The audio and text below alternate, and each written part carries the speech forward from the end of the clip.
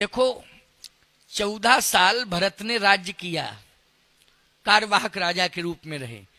14 साल बाद भरत जी ने राम जी को कल राज्य सौंप दिया। क्यों भाई, सौंपा कि नहीं सौंपा? लेकिन एक अंतर देखा गया।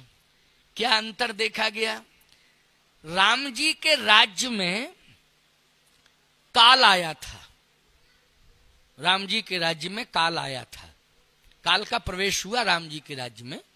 भले ही भगवान की अनुमति से हुआ, लेकिन हुआ, काल आया। लेकिन 14 साल तक भरत जी के राज्य में काल नहीं आया। आप कहोगे ये क्या प्रमाण नहीं आया? जैसे कोई मरे ना तो क्या मानोगे, बोलो?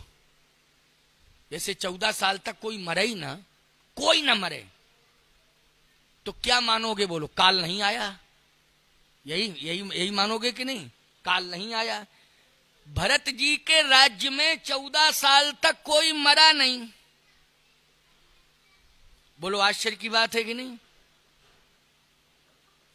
और एक विशेषता, 14 साल तक कोई पैदा भी नहीं हुआ। 14 साल भरत जी के शासनकाल में ना कोई पैदा हुआ और ना कोई मृत्यु को प्राप्त हुआ। वाल्मीकि रामायण का प्रमाण है ये। इसका मतलब है कि हम एक बार वंश वृद्धि के लिए हमारा विवेक और हमारा संयम हमारा सहयोगी बन सकता है। बोलो भाई, कि हम वंश वृद्धि अभी नहीं करेंगे तो इसके लिए हमारा विवेक और हमारा संयम, बोलो, हमारा सहयोगी बनेगा कि नहीं बनेगा? इसमें हमारा बस चल सकता है, लेकिन मरे ना कोई, इसमें क्या बस चलेगा? जरा बता दो भैया थोड़ा सा। इसमें तो बस चल ही नहीं सकता है। और अगर इसमें बस चल गया होता तो कोई मरता ही नहीं। फिर तो समस्या होती, उसमें पीछे नंबर डालने पड़ते कि अमुक सन के बाबा, फलाने सम्मत के बाबा, और उनको चाय दे आओ जो फलाने सन में हुए थे, जो फलाने सम्मत में हुए थे। बोलो, समस्या हो जाती कि नहीं? और सबसे बड़ी समस्या तो खाद्यान्न की हो जाती, आवासीय समस्या हो जाती। क्यों भाई, कहाँ रहते इतने लोग? जनसंख्या बढ़ती जाती, घटती नहीं, बढ़ती जाती, लोग मरते नहीं, तो समस्या पैदा होती। लेकिन मृत्यु पर किसी का वश नहीं है। लेकिन भरत जी ने 14 साल रहकर ये बता दिया कि हमारे राज्य में कोई मृत्यु को प्राप्त नहीं हुआ। भगवान राम ने कहा वोटर लिस्ट मंगाओ जरा, तुम देखें। अच्छा भाई, वोटर लिस्ट देखी गई तो उसमें एक जगह लिखा था मृतक। राम जी बोले मृतक मृतक देखो लिखा। तुम क्या? भरत जी बोले नाम तो पढ़ो पहले। तो उसमें लिखा था चक्रवर्ती सम्राट महाराज दशरथ। भरत जी बोले जब पिताजी समाप्त हुए, इसके पहले हम ननिहाल में थे, बाद में आए, अगर मैं आ गया होता तो पिताजी ना तो मृत्यु को प्राप्त हो पाते, ना आप बन जा पाते, अगर मैं आ गया होता। लेकिन लीला आप ही की है कि हमें आने नहीं दिया और पिताजी को बन चलेगा और पिताजी को ऊपर भेज दिया। ये लीला तो सरकार आपकी है प्रभु जी, ये लीला तो आप ही की है। लेकिन अगर मैं आ गया होता तो पिताश्री के ऊपर काल हावी नहीं हो पाता, काल हावी नहीं हो पाता। प्यारे, एक और विशेषता क्या? भगवान राम के राज्याभिषेक में भरत जी का बहुत बड़ा योगदान रहा। 10 गुना खजाना बढ़ा मिला। 10 गुना खजाना। राम जी जितना छोड़ गए थे, लौट के आए तो 10 गुना खजाना बढ़ गया। अच्छा, 10 गुना खजाना कैसे बढ़ गया? एक तो आबादी नहीं बढ़ी। क्यों भाई? आबादी नहीं बढ़ेगी तो बोलो राज्य का कोष बढ़ेगा कि नहीं बढ़ेगा? सरकार सबसे ज्यादा कोष खर्च करती है आबादी पर, करती कि नहीं? वो आबादी जब नहीं बढ़ेगी तो कोष बढ़ेगा।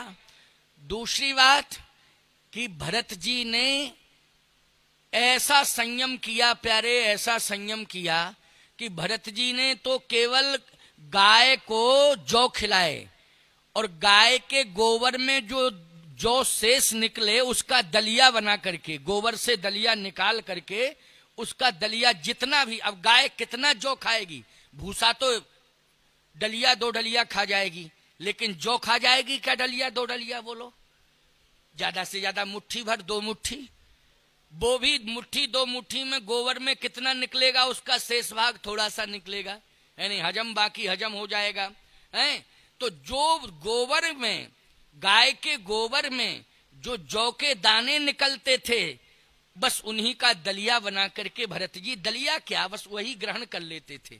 दलिया क्या, सीधे निकले गोबर से निकाले और उसी को ग्रहण कर लेते थे भरत जी।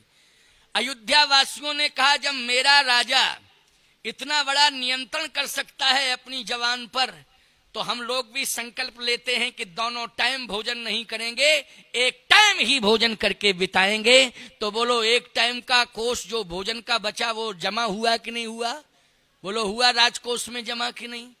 इस तरह से जनता ने सहयोग किया भरत के राज्य में। तो याद रखना, राम जी को राम राज्य का जो धरातल मिला वो मजबूत मिला कि नहीं मिला? एक तो वित्तीय व्यवस्था मजबूत मिली और दूसरे संयमी नागरिक मिले, संयमी प्रजा मिली। ये भरत जी ने दिया है राम जी को। एक तो संयमी प्रजा बना दी भरत जी ने अयोध्या की, और दूसरा खजाना बढ़ा दिया भरत जी ने। भगवान राम का राज्य ऐसा राज्य हुआ प्यारे कि आज तक 11.5 लाख वर्ष हो गए, लेकिन आज तक लोग मांग करते हैं तो केवल राम राज्य की मांग करते हैं। बोलो, दशरथ राज्य की मांग कोई करता? दिलीप राज्य की मांग कोई करता? नहीं करता। हरिश्चंद्र राज्य की मांग कोई करता? नहीं। अच्छा बोलो, भगवान कृष्ण के राज्य की मांग करता कोई? नहीं करता। राम राज्य, कृष्ण राज्य नहीं। जबकि भगवान ने द्वापर में द्वारिकापुरी में राज्य किया कि नहीं किया? बोलो, किया। लेकिन कोई कहता है कृष्ण राज्य चाहिए, कोई कहता दशरथ राज्य चाहिए। दुनिया यही कहती है कि मुझे चाहिए तो राम राज्य चाहिए। राजा बलि जैसा धार्मिक, बोलो राजा था ना, अरे इतना बड़ा धार्मिक राजा हुआ कि बलि का पहरेदार बनना पड़ा भगवान को। आज भी वो परंपरा का निर्वाह होता है। बोलो, भगवान 4 महीने के लिए पहरेदार बन के कहां चले जाते हैं? राजा बलि के यहां चले जाते हैं। देवसैनी को जाते हैं और देवोत्थानी को फिर आते हैं ना देवोत्थानी को। तो कल्पना करो, ऐसा धार्मिक राजा बलि कि जहां भगवान को पहरेदार बनना पड़ा, और आज तक भगवान पहरेदार बनता चला आ रहा है। बोलो, चला आ रहा है कि नहीं? पहरेदार नौकर होता है प्यारे, होता है कि नहीं होता है? बोलो, घर के बाहर कोई जाग रहा है तो कौन जाग रहा है? मालिक सोता है और नौकर जागता है। आज भगवान पहरेदार बनकर के पहरेदारी कर रहे हैं राजा बलि की। लेकिन कोई माई का लाल मुझे ये बता दे कि मांग कभी उठी हो कि मुझे राजा बलि जैसा राज्य चाहिए। बोलो, मांग हुई क्या? जब जब भी मांग उठी है भारत देश में, तब एक ही मांग उठी है कि मुझे राम राज्य चाहिए। राम राज्य इसलिए चाहिए क्योंकि राम राज्य की विशेषता है दैहिक दैविक भौतिक तापा, और राम राज्य का हुए नहीं व्यापा। नहीं दरिद्र को दुखी न दीना, और नहीं को अबुध न लक्षण हीना। अल्प मृत्यु नहीं कवन्यु पीड़ा, सब सुंदर सब बिरुज शरीरा। बोलो भाई, ये विशेषता किस राज्य की है? राम राज्य की विशेषता है। तो मैं कहना ये चाहता हूं कि हम लोग पहले प्रेम की भूमि का निर्माण करें, प्रेम का धरातल बनाएं। और जब प्रेम का धरातल बन जाएगा तो उसी प्रेम के धरातल पर राम राज्य स्थापित हो जाएगा।